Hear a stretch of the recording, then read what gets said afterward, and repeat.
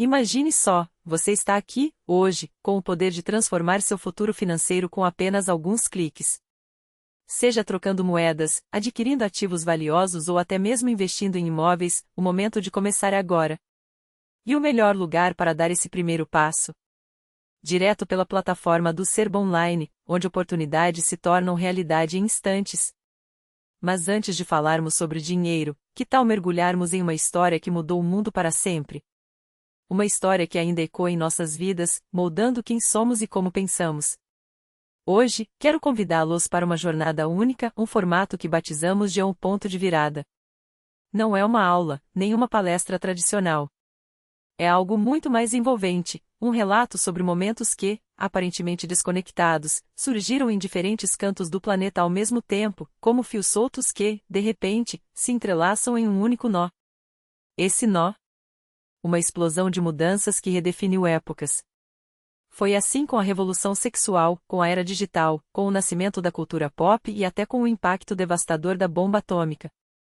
Cada um desses eventos teve um poder transformador tão intenso que ainda sentimos seus efeitos hoje. E nosso ponto de partida é um ano que, sozinho, reescreveu as regras do jogo, 1968. Um ano tão intenso que, até hoje, muitos o chamam de um enigma do século XX. Por quê? Porque foi uma tempestade perfeita, protestos que começaram por motivos semelhantes em países distantes, mas que, juntos, sacudiram os alicerces da sociedade, da cultura e até da política. Suas consequências ainda ressoam em nossas vidas. Chamamos este episódio de um ano que mudou tudo, e não é exagero. 1968 não foi apenas mais um ano no calendário, foi um terremoto global.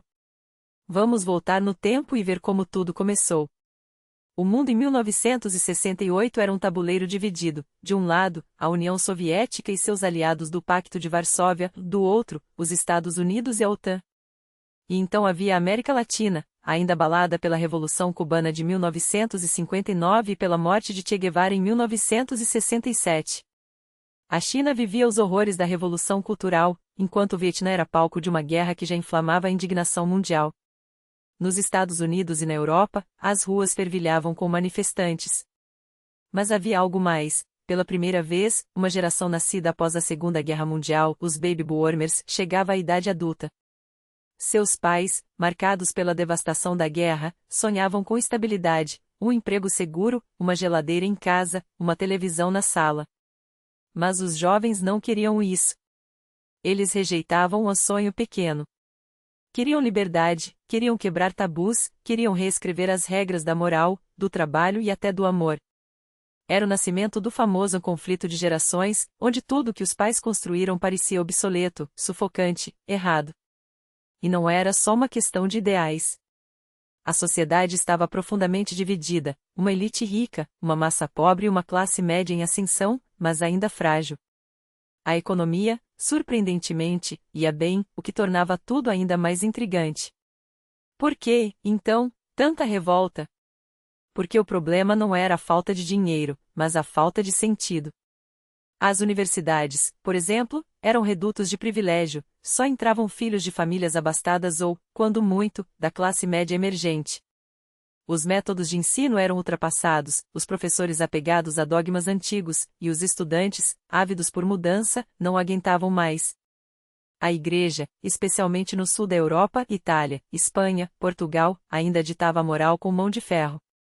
Enquanto isso, dentro da própria Europa Ocidental, conviviam regimes autoritários como os de Franco na Espanha, Salazar em Portugal e a ditadura dos coronéis na Grécia. Eles faziam parte do clube democrático do Ocidente, mas eram tolerados com um misto de desconforto e hipocrisia. E então havia os novos esquerdistas, marxistas, trotskistas, sonhadores que, mesmo vivendo em sociedades capitalistas, admiravam o modelo soviético e exigiam uma redistribuição radical de poder e riqueza. Tudo isso fermentava enquanto uma revolução silenciosa ganhava força, a libertação sexual, que logo explodiria em cheio. Era nesse caldeirão que o mundo entrava em 1968. Agora, imagine a cena, janeiro daquele ano. A primavera ainda não havia chegado, mas em Praga, o inverno político começava a derreter. Na Tchecoslováquia, um líder inovador assumia o comando do Partido Comunista, Alexander Dubček. Ele não pregava a ruptura com o bloco soviético, mas sonhava com algo revolucionário para os padrões da época, um socialismo com rosto humano. Uma economia mais aberta, uma política menos opressiva. Ninguém imaginava, mas era o estopim de uma série de eventos que fariam o mundo tremer. As reformas eram urgentes, econômicas, políticas, sociais. A Tchecoslováquia fervilhava. De repente, surgiam novos líderes, burocratas reformistas, intelectuais audaciosos, artistas que há décadas sufocavam suas vozes. A censura, outrora blindada, começava a rachar. Nas ruas de Praga, nas universidades, nos cafés, as pessoas ousavam falar o que antes era apenas sussurrado nos porões, o descontentamento com o socialismo real, a hipocrisia do bloco soviético, a farsa de uma democracia controlada por Moscou. E o Kremlin, é claro, não podia ignorar aquele tremor. Os relatórios do KGB chegavam à mesa de Brezhnev como alertas vermelhos: na Tchecoslováquia, amadurece uma catástrofe. Yuri Andropov, o chefe da KGB, traçava o cenário com precisão cirúrgica. Primeiro, Praga se transformaria em uma segunda Iugoslávia, aquele país que, após a ruptura com Stalin, mantinha-se no campo socialista, mas dançava no fio da navalha, flertando com o Ocidente, adotando um modelo econômico híbrido, desafiando a ortodoxia de Moscou. E depois? Perguntavam os generais. Andropov respondia com um presságio gelado: depois, virará a Áustria. Ou seja, a Tchecoslováquia escaparia de vez. A Skia se perderia. O bloco soviético desmoronaria como um castelo de cartas. A União Soviética, que já sentia o peso das fraturas internas, não podia permitir que uma brecha se tornasse um abismo. Enquanto isso, em Praga, a primavera não era apenas uma metáfora, era uma realidade tangível. Jornais publicavam críticas antes impensáveis. Teatros encenavam peças que ridicularizavam a burocracia. Estudantes ocupavam auditórios para debater Marx sem a versão editada pelo partido. O mundo assistia, fascinado e apreensivo, àquele experimento perigoso, um socialismo que respirava. Mas em Moscou, a paciência era um recurso finito. A estratégia? Esperar. Observar. Ameaçar. Dubček será chamado a prestar contas, murmuravam nos corredores do Kremlin. Lembrem-se da Hungria em 1956. Lembrem-se dos tanques. A mensagem era clara: ou Praga recuava, ou enfrentaria o mesmo destino sangrento de Budapeste. Mas o fogo não ardia só na Tchecoslováquia. A 800 quilômetros dali, na Polônia, outro satélite inquieto do Pacto de Varsóvia, a faísca acendia em Varsóvia. O estopim? Um espetáculo. Não qualquer peça, mas uma adaptação de Dziad, Os Antepassados, de Adam Mickiewicz, o poeta nacional polonês, cujo verso era uma faca afiada contra a opressão. A censura proibiu a encenação, antissoviética, subversiva. Mas os estudantes da Universidade de Varsóvia não aceitaram o veto. Em 8 de março, saíram às ruas. Não eram milhares ainda. Mas eram os primeiros. E sua voz ecoava um descontentamento que ia muito além de um teatro fechado, era a rejeição a um sistema que, há décadas, esmagava sonhos em nome de uma ideologia gasto. O governo polonês agiu rápido. Tanques não foram necessários, desta vez. A repressão foi cirúrgica, prisões, expulsões, promessas de reformas cosméticas. Mas todos sabiam, era apenas o começo. Aqueles estudantes, com seus cartazes e seus gritos, eram a semente de algo muito maior. Algo que, anos depois, faria tremer os alicerces do Império Soviético. Mas em 1968, Moscou tinha outros incêndios para apagar. A Tchecoslováquia era a prioridade. A Polônia poderia esperar. Enquanto o bloco socialista fervia, do outro lado da cortina de ferro, a Europa Ocidental também ardia, mas por motivos distintos. Na Itália, um país onde a política era um jogo de facas e onde o passado fascista ainda deixava cicatrizes, uma reforma universitária acendeu o pavio. O primeiro-ministro Aldo Moro, um democristão hábil, tentou modernizar as universidades. Erro fatal. Os estudantes não queriam reformas, queriam revolução. Em Roma, Bolonha, Turim, as aulas foram paralisadas. Por que estudar os mesmos livros podres de sempre? Gritavam. Queremos Marx. Queremos Trotsky. queremos os novos filósofos franceses. As paredes das faculdades foram cobertas de pichações, a imaginação no poder. O governo subestimou a fúria. Até que, em 1º de março, a Batalha de Vale-Giulia explodiu. Centenas de estudantes enfrentaram a polícia em frente à Universidade de Roma. Não foram protestos, foi guerra. Pedras, coquetéis Molotov, cacetetes, tiros. Em menos de 24 horas, 478 pessoas feridas, algumas gravemente. A imprensa burguesa, controlada por editores conservadores, condenou os vândalos. Mas algo havia mudado para sempre. Porque, pela primeira vez, inimigos históricos marcharam lado a lado, anarquistas, marxistas, até neofascistas, todos unidos contra o sistema. Era o caos. Era o impossível tornado real. A Itália, que ainda se recuperava das cicatrizes da Segunda Guerra, não estava preparada para aquilo. Discutia-se, a sério, declarar estado de sítio, enviar o exército para ocupar Roma. Aldo Moro, o mesmo que tentará acalmar os ânimos, seria, anos depois, vítima daqueles dias, sequestrado e executado pelas Brigadas Vermelhas, o grupo terrorista nascido naquela efervescência. Mas em março de 1968, ninguém podia prever que aquelas pedras atiradas contra a polícia seriam o prelúdio dos anos de chumbo a uma década de bombas, assassinatos e terrorismo que mergulharia a Itália em um pesadelo. Enquanto a Europa se incendiava, do outro lado do Atlântico, os Estados Unidos enfrentavam seu próprio inferno. No Vietnã, a guerra já havia se tornado um pântano de sangue e mentiras. Mas foi em 16 de março que o mundo soube o quão profundo era aquele abismo.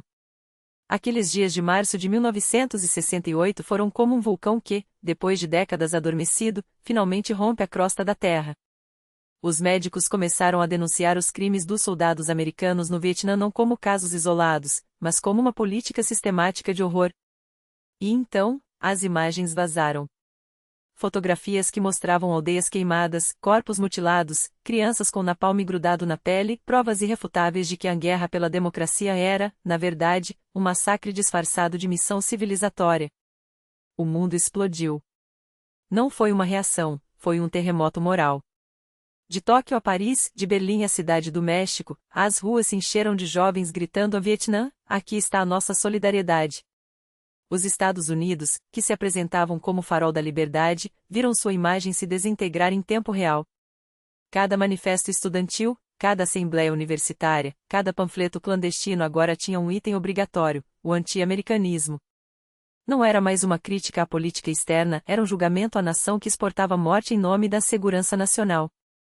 E enquanto o Ocidente ardia em protestos, no leste europeu, outra tempestade se formava em silêncio.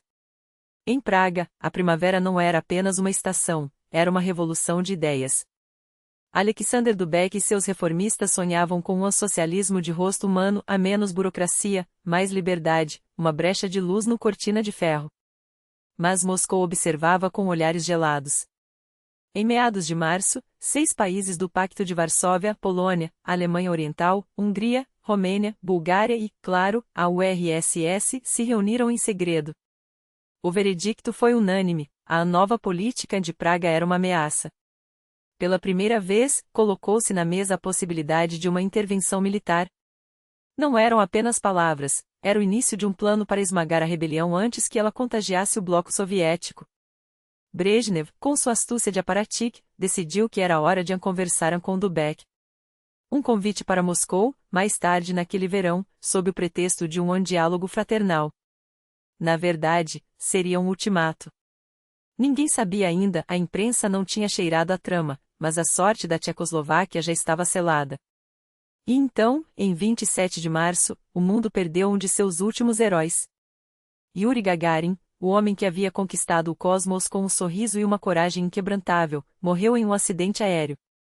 Não foi apenas uma tragédia, foi o fim de uma era. Gagarin encarnava o futuro, a promessa de que a humanidade poderia superar a gravidade, os preconceitos, até mesmo a Guerra Fria. Sua morte não provocou revoltas nas ruas, mas algo pior, um vazio. Como escreveu um jornalista da época, foi a morte da romantismo em escala global. O homem que simbolizava o progresso, a esperança de que a tecnologia e a ciência poderiam nos salvar, havia caído do céu. E o mundo, sem perceber, ficou um pouco mais cinzento. Enquanto a URSS enterrava seu filho mais famoso, a Alemanha Ocidental acendia sua própria fogueira. Abril chegou com uma mistura explosiva: o ódio à guerra do Vietnã, a raiva contra o establishment, acima de tudo, o fantasma do passado nazista que assombrava cada família. Os jovens alemães não queriam apenas protestar contra os crimes americanos, queriam cobrar uma dívida histórica. Seu pai foi da Gestapo? Seu avô votou em Hitler?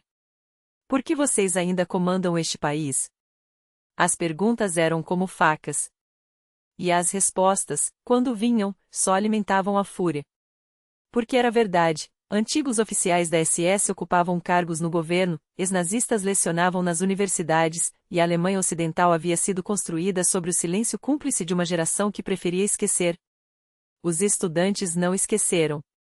Em Frankfurt, Berlim e Munique, as ruas viraram trincheiras. A polícia respondia com cacetes e prisões, mas cada batida só recrutava mais rebeldes para a causa. Foi nesse caldeirão que nasceu o germes do terrorismo moderno. 4 jovens, entre eles, Andreas Bader e Gudrun Insling, decidiram que palavras não eram suficientes. Em 2 de abril, atearam fogo a 2 supermercados em Frankfurt, um presente de 700 mil marcos em chamas para denunciar o capitalismo que lucrava com a guerra. A imprensa burguesa chamou de vandalismo. Eles chamaram de justiça. Quando foram presos, as universidades pararam. Os estudantes bloquearam os jornais hamburgueses como Der Spiegel, acusando-os de cumplicidade com o sistema. Vocês são tão nazistas quanto seus pais, gritavam. E não era retórica. Para aquela geração, a Alemanha ainda era um país ocupado, não pelos aliados, mas pelos fantasmas de um passado que se recusava a morrer. Enquanto a Europa se desintegrava em protestos, do outro lado do Atlântico, os Estados Unidos preparavam seu próprio apocalipse. Abril começou com o cheiro de gás lacrimogênio e o som de botas militares. A Guerra do Vietnã já não era um conflito distante, era uma ferida aberta no coração da América. Os jovens de 1968, os mesmos que haviam marchado por direitos civis, que haviam sonhado com a revolução sexual, agora ocupavam campos, queimavam cartões de alistamento e enfrentavam a polícia em batalhas campais. Mas havia algo mais profundo do que a oposição à guerra: havia a questão racial, a chaga que nunca cicatrizara. Martin Luther King, o profeta dessa geração, havia passado uma década transformando a luta pelos direitos civis em um movimento global. Desde o boicote aos ônibus de Montgomery em 1955, até o discurso Eu Tenho um Sonho em 1963, ele havia sido a voz da não-violência em um país que respondia com cacetetes e cachorros. Mas em 1968, King já não falava apenas de segregação nos balcões de lanchonetes. Ele conectava a opressão dos negros americanos com a guerra no Vietnã, com a pobreza, com um sistema que, segundo ele, maltratava os pobres de todas as cores. E foi isso que o tornou ainda mais perigoso. Porque em abril de 1968, enquanto as cidades americanas fervilhavam, King estava em Memphis, apoiando uma greve de lixeiros negros. Ele sabia que os tiros não veriam do Vietnã, mas de casa. E eles vieram. King não era apenas um sonhador, ele era um estrategista. E em 1967, quando a guerra do Vietnã já devorava jovens americanos como um monstro insaciável, ele entendeu que aquele era o momento de unir as frentes.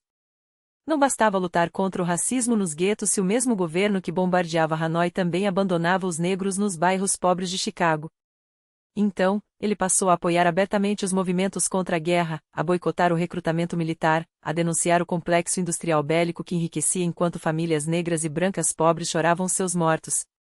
Foi nesse ano que o FBI, já obsedido por ele há anos, o incluiu oficialmente em seu programa de vigilância Cointelpro. Não eram apenas olhares furtivos, eram grampos nos telefones, agentes infiltrados em seus círculos, um dossiê que crescia como uma sombra. Só saberíamos da extensão dessa perseguição anos depois, quando arquivos secretos vieram à tona. Mas em 1967, King já sentia o cerco se fechar. E então veio 1968. O ano em que ele anunciou o plano que faria a América tremer, uma greve nacional geral. Não uma passeata, não um discurso, uma paralisação total. Telefones e telégrafos silenciosos. Aeroportos vazios. Trens parados. Caminhoneiros cruzando os braços, estrangulando o fluxo de mercadorias que alimentava o país. King não falava sozinho, ele agia em coordenação estreita com sindicatos, com trabalhadores brancos e negros unidos pela primeira vez numa frente comum contra um sistema que os esmagava. E, pela primeira vez, a elite americana percebeu, eles podiam vencer. Não era mais uma questão de direitos civis, era uma ameaça à própria engenharia do poder. Enquanto isso, o país ardia por dentro. A palavra racismo soava suave nos jornais, mas nas ruas era uma faca. Uma parte da juventude branca, especialmente nos campi universitários, marchava ao lado dos negros, gritando contra a segregação e a guerra. Outra parte, a maioria silenciosa, mas furiosa, via naquela aliança uma traição, uma invasão. A América não estava dividida apenas pela cor da pele, mas por uma fratura muito mais profunda, o Vietnã. Cada caixão que voltava do Sudeste Asiático, cada dólar gasto em napalm em vez de escolas, alimentava o ódio. E então veio a Convenção Democrática em Chicago, onde a polícia espancou manifestantes em frente às câmeras do mundo inteiro, enquanto Lyndon Johnson, o presidente que afundara o país na guerra, anunciava que não buscaria a reeleição. Ele sabia, estava queimado. Nenhum discurso, nenhuma pausa nas bombardeiras apagaria o sangue em suas mãos. Foi nesse vácuo que uma nova estrela surgiu, ou melhor, explodiu. Robert Kennedy, o irmão do presidente assassinado, o político que falava como um poeta e agia como um general. Ele viu a oportunidade, as ruas ferviam, os negros estavam organizados, os jovens brancos radicalizados. Então, ele cavalgou a onda. Passou a cortejar King, a denunciar o racismo estrutural, a prometer uma América onde a justiça não fosse um privilégio de cor. Os dois, um preto, filho de um pastor, outro branco, herdeiro de uma dinastia, formavam uma dupla explosiva. Juntos, eles poderiam reescrever as regras do jogo. E a elite tremia, porque sabia, se aquele ano já era um barril de pólvora, Kennedy e King eram fósforo. Até que, em 4 de abril, o fósforo acendeu sozinho. Um único tiro. Um ex-soldado do Vietnã, James Arley, atirou de um banheiro do segundo andar do Lorraine Motel, em Memphis. A bala atingiu King no pescoço, arrancando-o do mundo no mesmo instante em que ele planejava arrasar o sistema que o odiava. A versão oficial. Um louco agindo sozinho. Mas a família King nunca acreditou nisso. Anos depois, sua viúva, Coretta, e seus filhos insistiriam, alguém deu a ordem. Rei era apenas a mão. O cérebro? Nunca encontrado. Assim como no assassinato de JFK, assim como na morte de Malcolm X, a verdade se dissolveu em teorias e arquivos secretos. O que importava era o efeito, a América explodiu. Em horas, cidades inteiras pegaram fogo. Los Angeles, Detroit, Washington, negros saíram às ruas não para protestar, mas para queimar. Lojas saqueadas, carros virados, delegacias atacadas. A Guarda Nacional foi chamada. Tanques patrulhavam bairros como se fossem zonas de guerra. A polícia atirava para matar. E no meio do caos, uma pergunta ecoava: quem seria o próximo?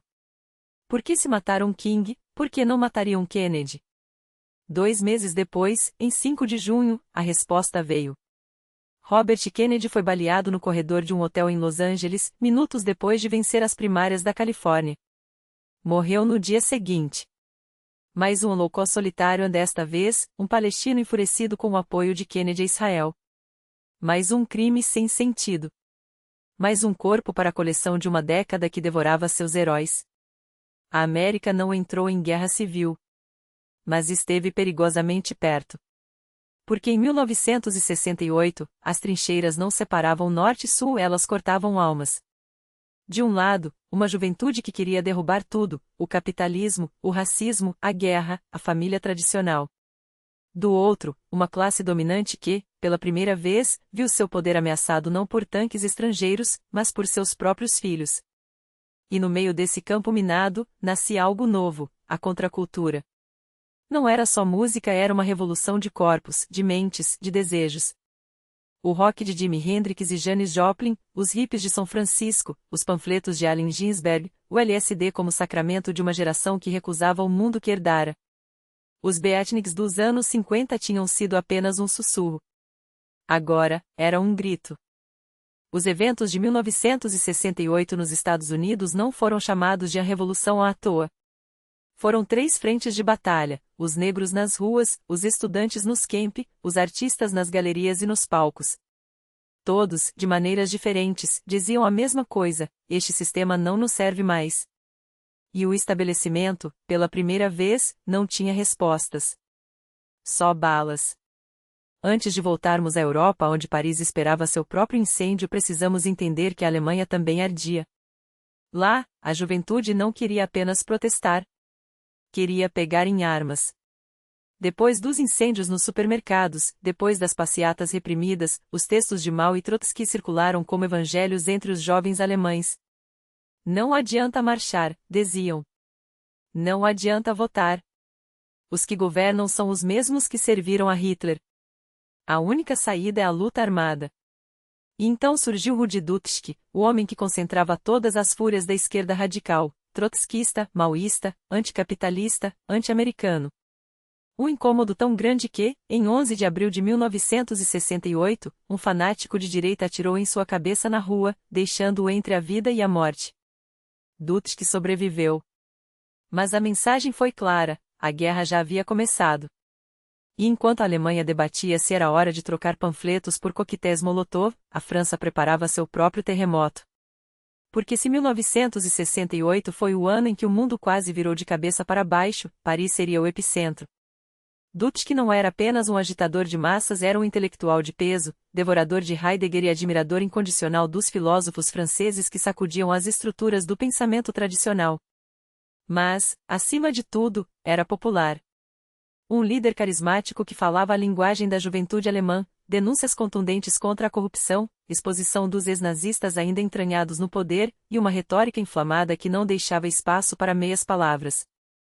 E em 1968, ele preparava seu golpe mais ousado, o Congresso do Vietnã, um encontro de jovens intelectuais europeus para condenar a guerra que os Estados Unidos impunham ao Sudeste Asiático e, por tabela, a cumplicidade vergonhosa da Alemanha Ocidental.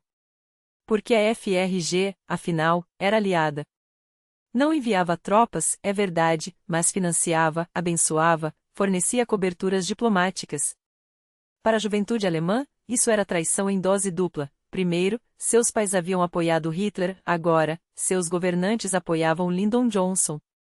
E como se não bastasse, o país ainda recebia com tapete vermelho um dos símbolos mais odiados da opressão global, o Shah do Irã, Reza Pahlavi.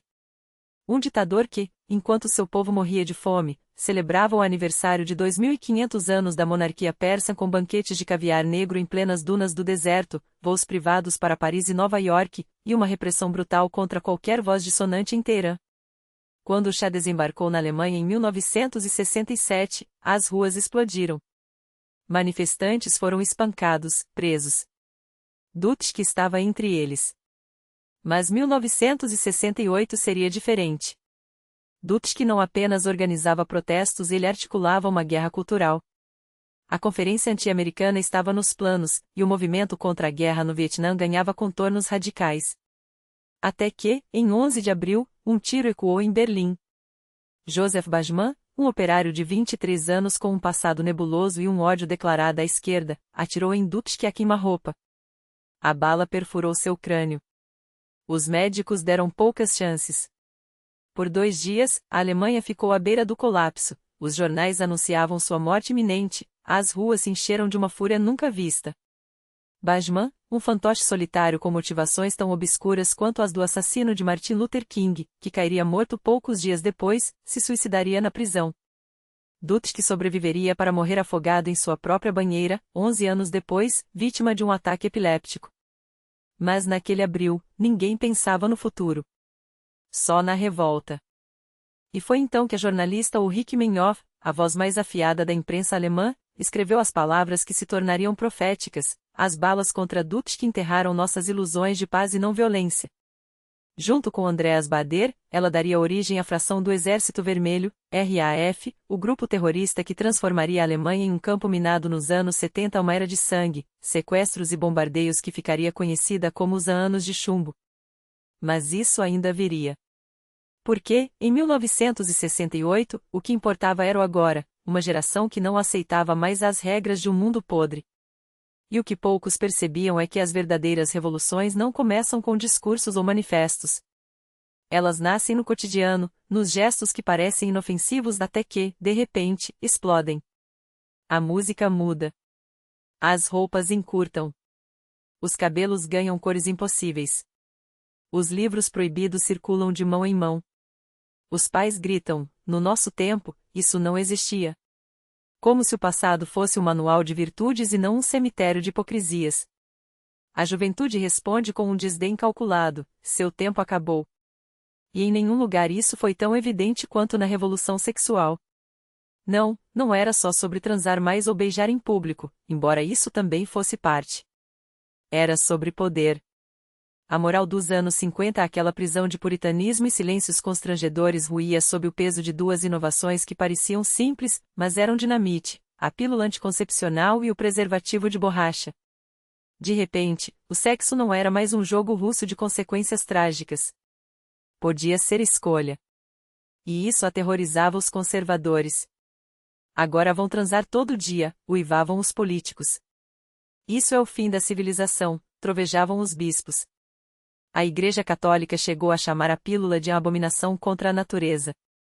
Mas o mercado, sempre pragmático, viu uma mina de ouro. Farmacêuticas financiaram campanhas educativas, a moda abraçou a libertação do corpo, e as revistas femininas passavam a ensinar não só como agradar o marido, mas como se agradar.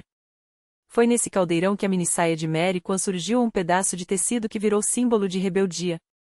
Twiggy, com seus olhos de corça e corpo de menina, tornou-se o ícone de uma era, magra, andrógina, livre.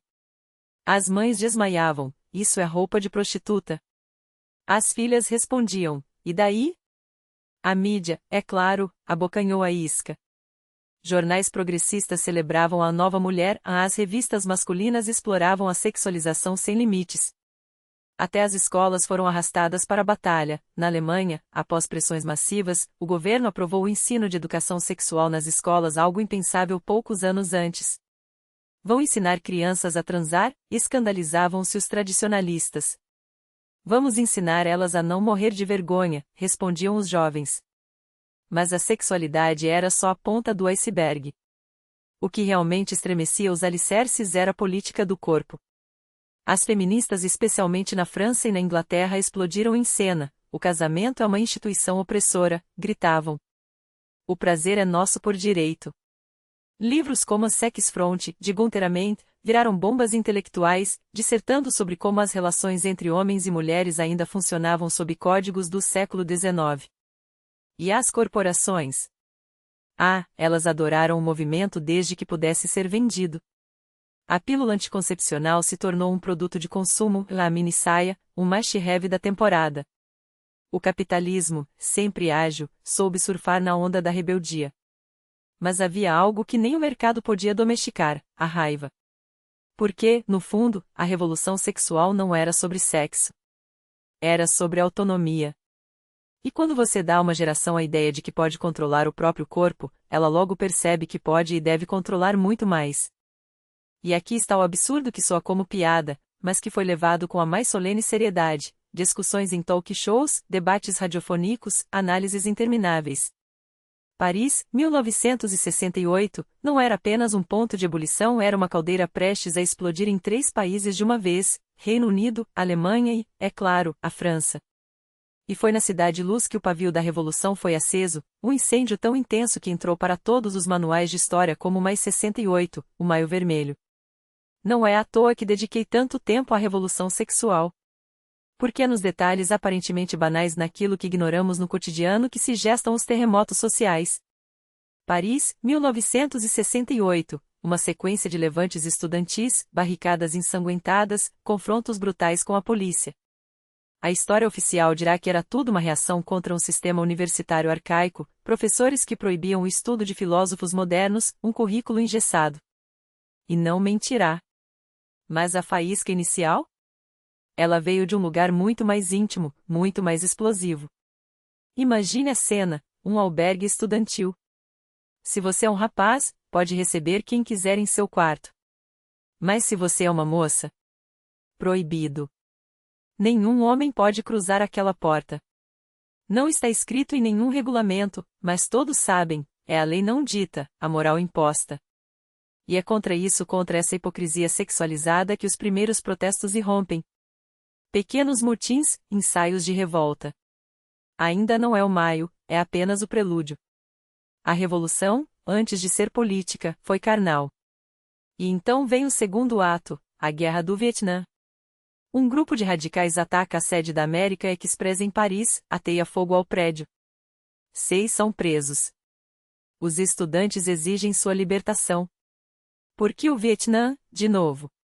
Porque a guerra era o símbolo máximo da opressão imperialista, e Paris, em 1968, respirava ódio aos Estados Unidos. Mas há mais, em 13 de maio, a cidade seria palco de negociações entre Washington e Hanoi. A tensão já estava no ar. A revolução não esperaria. Os números não mentem. Entre fevereiro e abril de 1968, a França registrou 49 grandes protestos estudantis, greves, ocupações, manifestações. E então, em 22 de março, o estupim, estudantes tomam o prédio da administração da Universidade de Nanterre, um subúrbio parisiense. Oficialmente, pedem a soltura dos 6 presos. Na verdade, suas demandas são muito mais profundas.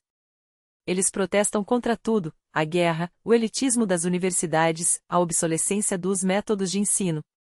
Uma citação resume o clima: nós somos obrigados a decorar os trabalhos medíocres de acadêmicos cujos únicos méritos são ter chegado aos 60 anos como professores, enquanto nos proíbem de estudar Marx, Sartre, Merleau-Ponty, os gigantes do pensamento. Nasce ali o Comitê de Ação 22 de Março, um grupo anarquista que se tornaria o cérebro das revoltas de maio. As manifestações se multiplicam. Em 30 de abril, a administração expulsa 8 líderes do movimento, acusados de incitação à violência. A ameaça de prisões é a última gota. A centelha se transforma em fogo. Em 6 de maio, 20.000 estudantes marcham pelas ruas de Paris. Exigem a libertação dos presos, a reabertura das universidades, fechadas como a medida de segurança, a renúncia do ministro da Educação e do reitor da Sorbonne. O detalhe irônico? Poucos dias antes, um estudo sociológico havia sido publicado com o título A França Dorme. Descrevia um país próspero, satisfeito, sem sinais de descontentamento. A França real, porém, estava prestes a acordar com um susto. Os manifestantes carregavam um cartaz que dizia: "Nós somos um pequeno grupo de extremistas." Mas aquele pequeno grupo arrastaria consigo uma avalanche. Em 7 de maio, metade dos liceis parisienses entra em greve. Professores, divididos entre o medo e a solidariedade, muitos acabam se juntando aos alunos. A esquerda marxista, incluindo o Partido Comunista, declara apoio à luta justa dos estudantes. E então, o número explode: entre 50.000 e 100.000 pessoas tomam o Quartier Latin. As barricadas surgem. Metade do calçamento de Paris é arrancado para erguer muralhas improvisadas ou arremessado contra a polícia. Carros são incendiados, entre 120 e 150 veículos viram tochas humanas. Os confrontos são brutais: 469 feridos, 247 policiais atingidos, um número indeterminado de mortos. A única figura que os estudantes que ocuparam a Sorbonne deixaram entrar para negociar foi Jean-Paul Sartre, o filósofo que, mais do que ninguém, simbolizava a ruptura com o velho mundo. A imprensa tenta desqualificar o movimento, jovens mimados, em um país rico, que não tem do que reclamar. Mas a revolta já havia escapado das mãos dos estudantes. Em poucos dias, operários, estivadores, motoristas de caminhão e metalúrgicos se juntam à greve geral. Portos como Marseille e Le Havre param. Fábricas são ocupadas.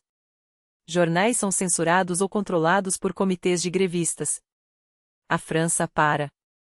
Em 24 de maio, o presidente de Gaulle faz um discurso apelando à união nacional e condenando o extremismo. Ninguém ouve. Seu primeiro-ministro, Pompidou, tenta negociar com sindicatos, patrões, estudantes sem sucesso.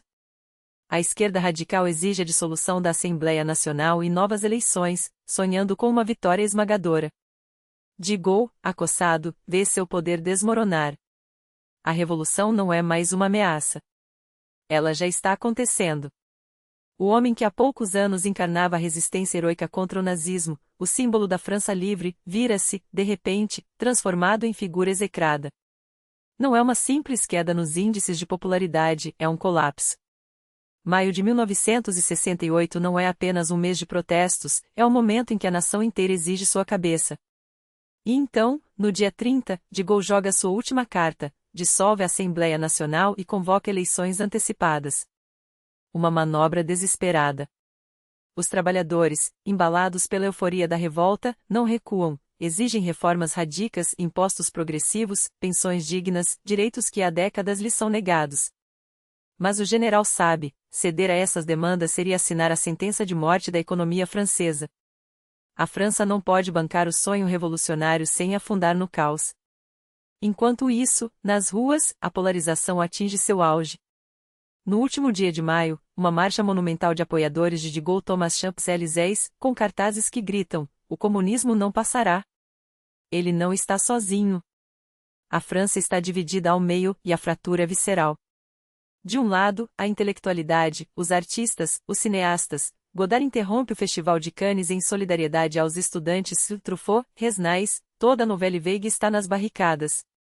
O cinema francês, então o mais influente da Europa, vira trincheira ideológica.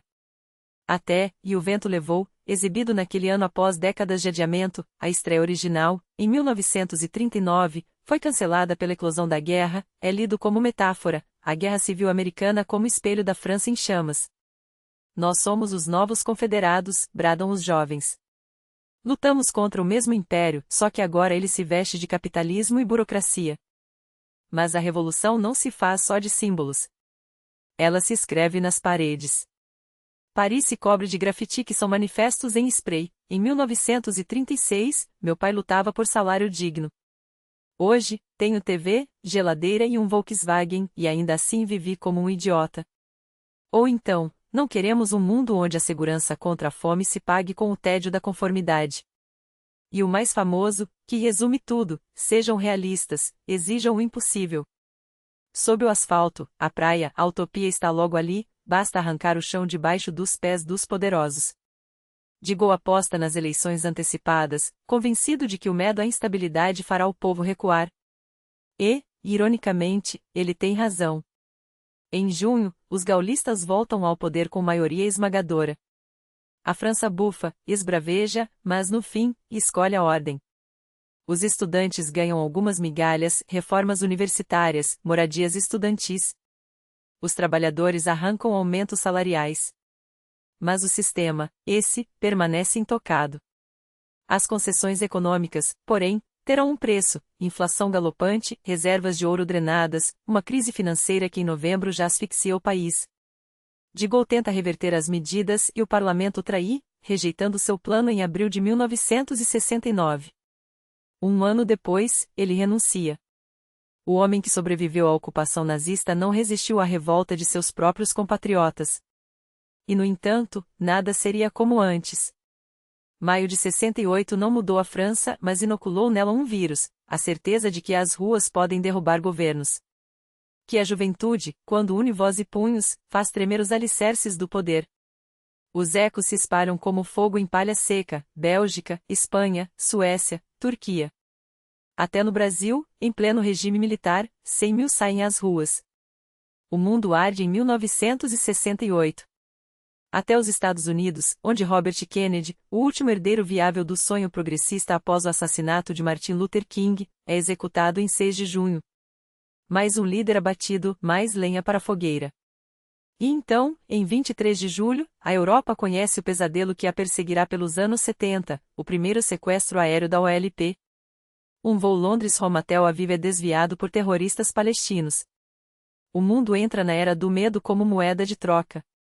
Maio de 68 não foi só um grito por liberdade, foi o prelúdio de uma década onde a violência se tornaria linguagem corrente. Os sistemas, porém, aprenderam a lição.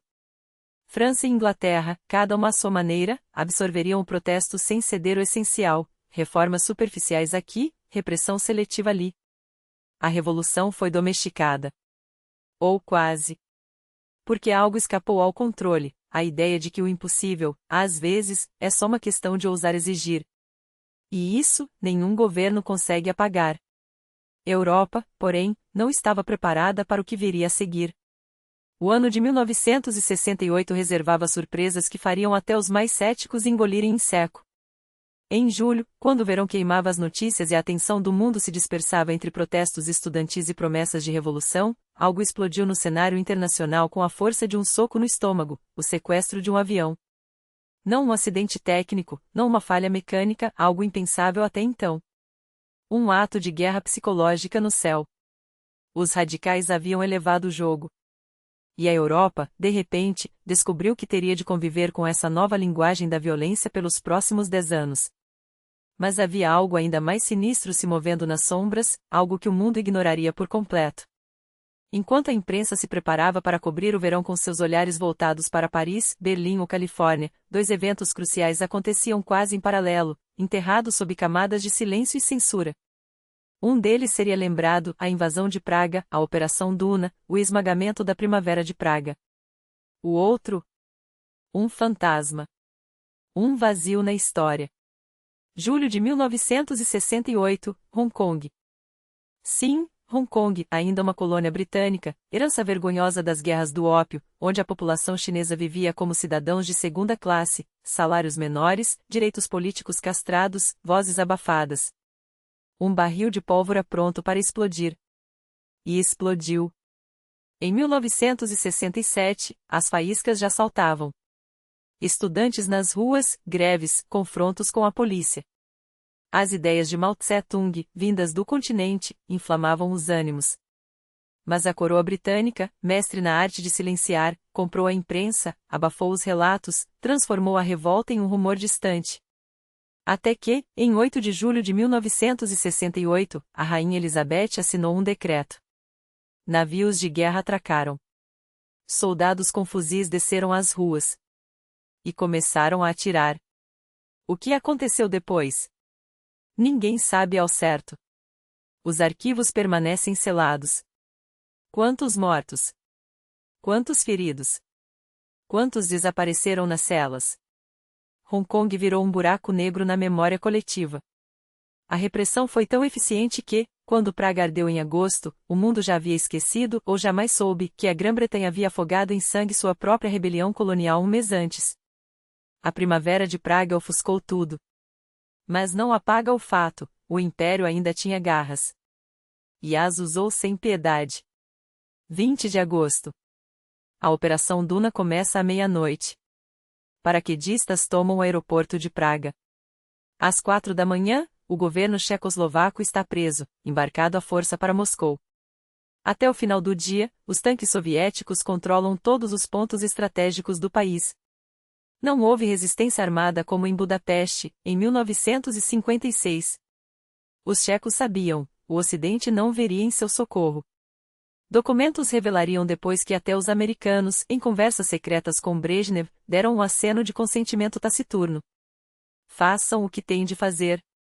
A cortina de ferro era uma zona de influência, não de negociação. A Primavera de Praga foi estrangulada.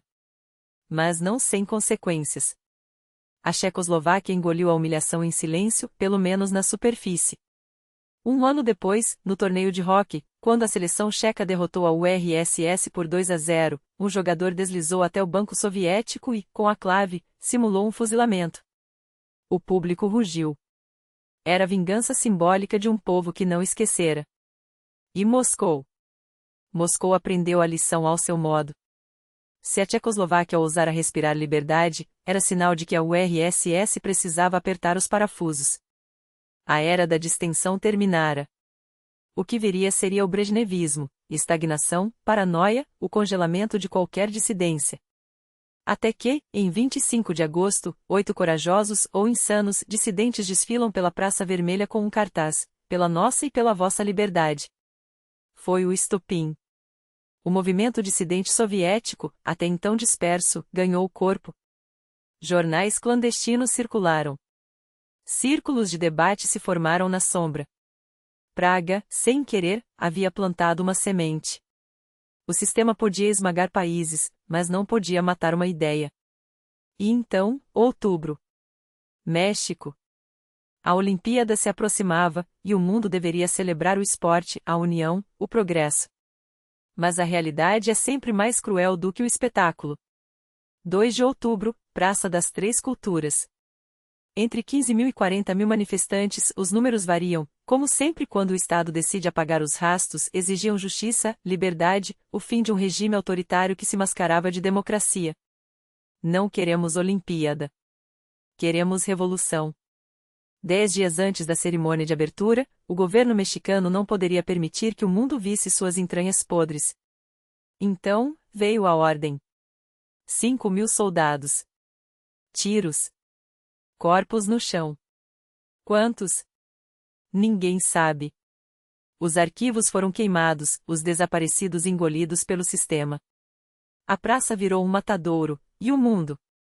O mundo olhou para o lado. Nenhum boicote. Nenhuma condenação oficial. As Olimpíadas seguiram adiante, como se nada tivesse acontecido. Porque, no fundo, era isso que importava, a fachada. A ilusão de que tudo estava sob controle. 1968 não foi um ano. Foi um terremoto. E suas réplicas ainda ecoam. E então, enquanto as chamas de 1968 ainda queimavam, os Jogos Olímpicos se transformaram no palco de um grito que ecoaria pelo mundo. Tommy Smith, o velocista negro, não subiu ao pódio apenas para receber uma medalha. Subiu para acender um incêndio.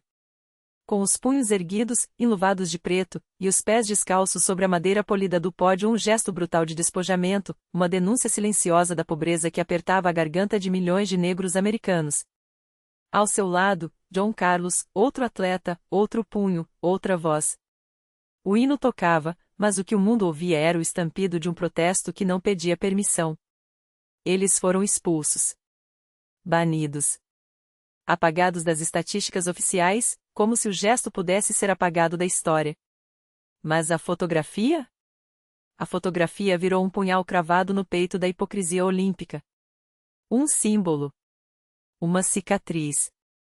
Porque 1968 não era só sobre medalhas, era sobre corpos negros caídos no asfalto, sobre Martin Luther King assassinado meses antes, sobre um país que se gabava de liberdade enquanto mantinha metade de sua população acorrentada à miséria. E ali, naquele pódio, o mundo viu o que realmente significava liberdade, igualdade, fraternidade quando escrito com sangue e suor.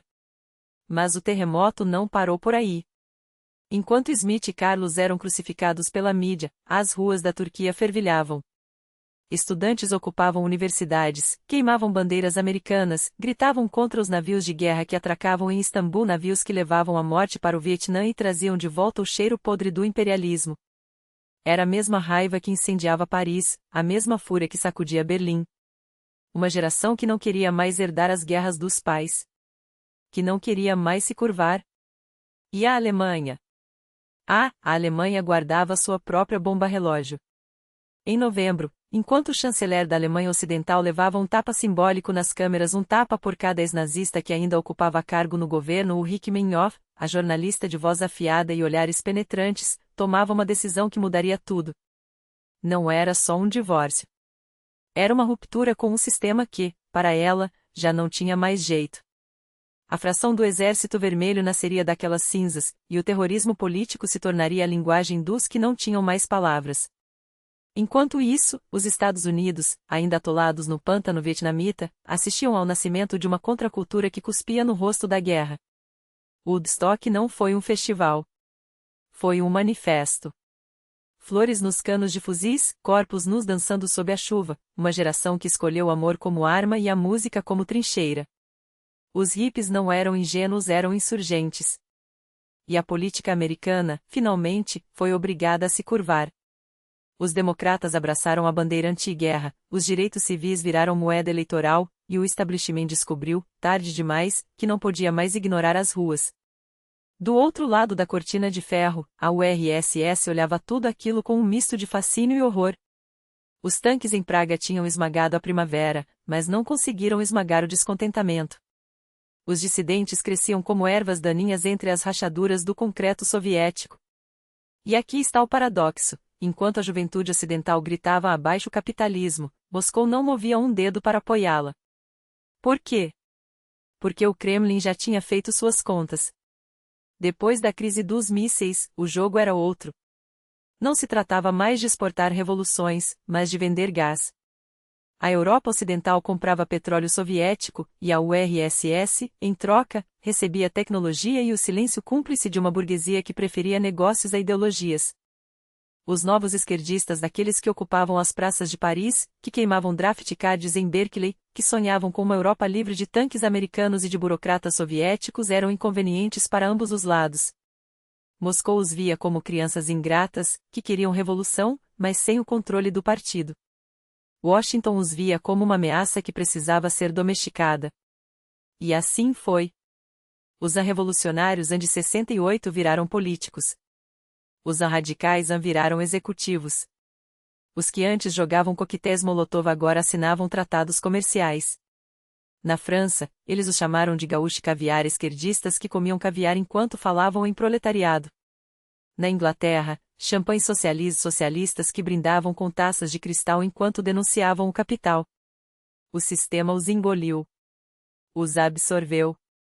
Transformou a rebeldia em merchandising, a revolta em carreira política.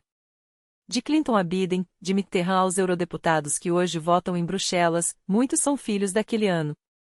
Alguns realmente acreditaram na mudança. Outros só queriam fumar maconha e parecer profundos. Mas no final, todos foram cooptados. E a Alemanha? A Alemanha pagaria o preço mais alto. Porque quando o Estado ignora os gritos das ruas, alguns escolhem o silenciador de uma pistola. A fração do Exército Vermelho não nasceu do nada. Nasceu da frustração de uma geração que viu suas utopias serem esmagadas entre o martelo soviético e a bigorna americana. O terrorismo dos anos 70 aos anos de chumbo foi o último suspiro daqueles que ainda acreditavam que a violência poderia derrubar o sistema. Soiler, não poderia. 1968 prometeu mudar o mundo. E, de certa forma, mudou. Mas não da maneira que seus sonhadores imaginavam. As estruturas permaneceram de pé. Os bancos continuaram lucrando. As guerras só mudaram de endereço. O que restou foram as fotos. Os punhos erguidos. As bandeiras queimadas. E a sensação amarga de que, no final das contas, o sistema sempre encontra uma maneira de digerir até mesmo seus piores pesadelos, transformando-os em mais um produto na prateleira. O mundo mergulhou de cabeça no terrorismo e seguiu nesse ritmo até os anos 80, quando a Polônia, com suas revoltas operárias, deu à luz o Solidarność, um movimento que abalaria o país década após década, até que o bloco soviético começasse a desmoronar como um castelo de cartas. Enquanto isso, no Irã, as manifestações estudantis de 1979 transformaram-se em revolução, o Shah foi derrubado, e o país trocou um autoritarismo por outro, só que desta vez com turbantes e promessas de pureza islâmica. E a China? A China merece um parêntese à parte. Porque enquanto a Europa queimava em barricadas, Mao Tse-tung já havia transformado seu próprio país em um laboratório de caos com a Revolução Cultural. Aqueles jovens Ongueibin, os guardas vermelhos, que começaram como soldados fanáticos da Revolução, logo viraram um problema para o próprio regime. Afinal, quando você ensina uma geração a destruir os inimigos do povo, cedo ou tarde eles olham para você e perguntam: e você, camarada Mao? Também não é um pouco, velho? O grande timoneiro, sempre pragmático, freou o movimento antes que seus discípulos o devorassem. A lição. Até os revolucionários mais radicais têm prazo de validade. Enquanto isso, na Turquia, o anti-americanismo de 68 nunca saiu de moda. Aliás, ainda hoje ecoa como um mantra em certos círculos, prova de que algumas ideologias resistem mais que baratas nucleares. Mas voltemos à Europa, que tirou duas lições cruéis daquele ano. A primeira: se não pode vencer os rebeldes, compre-os. Coopte-os. Deles colunas em jornais, cadeiras em universidades, espaços em talk shows. Deixe que escrevam manifestos, desde que sejam em letras miúdas, nos rodapés da sociedade. Que tenham seus clubinhos underground, suas revistas alternativas, seus debates inflamados, contanto que tudo isso ocorra dentro dos limites do aceitável, do gerenciável. O sistema aprendeu a domesticar a revolta, transformando-a em um acessório fashion. Ah, você é anarquista? Que fofo! Aqui está seu espaço no podcast da semana que vem. A segunda lição foi o terrorismo. Porque quando a política falha, a violência entra em cena, e 68 foi a semente de grupos que trocaram panfletos por bombas. Mas até isso, o sistema soube absorver. Afinal, nada melhor para justificar mais controle, mais leis, mais aparato policial do que um inimigo visível. E aqui chegamos ao paradoxo mais delicioso de todos. 1968 foi o ano em que o mundo descobriu que, no fundo, capitalistas e comunistas tinham mais em comum do que imaginavam. Os estudantes franceses sonhavam com a revolução proletária, mas Moscou os ignorou solenemente. Os operários poloneses queriam liberdade, mas Washington preferia não mexer no tabuleiro geopolítico. No final das contas, as elites de ambos os lados olharam umas para as outras e murmuraram: melhor a gente se entender, não é? Afinal, esses jovens estão ficando chatos. Há quem diga que 68 foi o prenúncio de 89, o ano em que o Muro de Berlim caiu. Que foi ali, naquelas ruas, que o sistema soviético começou a apodrecer por dentro, minado por suas próprias contradições e pela incapacidade de competir com o Ocidente em tecnologia e consumo. Não discordo totalmente, mas também não compro a ideia de que foi um golpe fatal. A União Soviética não morreu em 68. Ela se afogou em dívidas, em ineficiência, na própria arrogância de acreditar que poderia vencer uma corrida armamentista enquanto sua população comia pão preto. O que 68 fez foi expor as rachaduras, mostrar que nem mesmo os tanques podiam calar todo mundo para sempre. Mas o legado mais duradouro não está nos tratados ou nas crises econômicas. Está na maneira como a sociedade ocidental se reinventou. De repente, o poder não era mais um monólito, era uma teia de negociações entre minorias, entre tribos, entre grupos que antes nem tinham voz. Estudantes, operários, feministas, ecologistas, anarquistas, todos aprenderam que, sozinhos, eram facilmente esmagados, mas juntos, ainda que em constante atrito, podiam forçar concessões. Não era um acordo, não era uma aliança. Era um equilíbrio tenso, um jogo de forças onde ninguém vencia de verdade, mas ninguém perdia tudo. E então veio a piada final: o sistema engoliu a revolta e cuspiu-a de volta como mercadoria. Os rebeldes de cabelo longo e jaquetas de couro viraram ícones de publicidade. O cheiro de gás lacrimogêneo foi substituído pelo perfume de lojas de departamento. Quer protestar? Compre uma moto. Quer ser subversivo? Vista esta camiseta com a cara do Che, só R$ 79,90. A contracultura virou cultura mainstream. A transgressão foi embalada para presente. O sociólogo Immanuel Wallerstein resumiu 68 com uma imagem poética: esses movimentos arderam rápido e brilhante, como pólvora. Não deixaram cinzas, mas quando a fumaça se dissipou, as vigas mestras do velho mundo estavam carbonizadas por dentro. Foi o início de algo novo, não a revolução que prometiam, mas uma reconfiguração silenciosa do poder. Um mundo onde as hierarquias não desapareceram, apenas se tornaram mais flexíveis, mais camufladas. E a música toca. As palmas soam.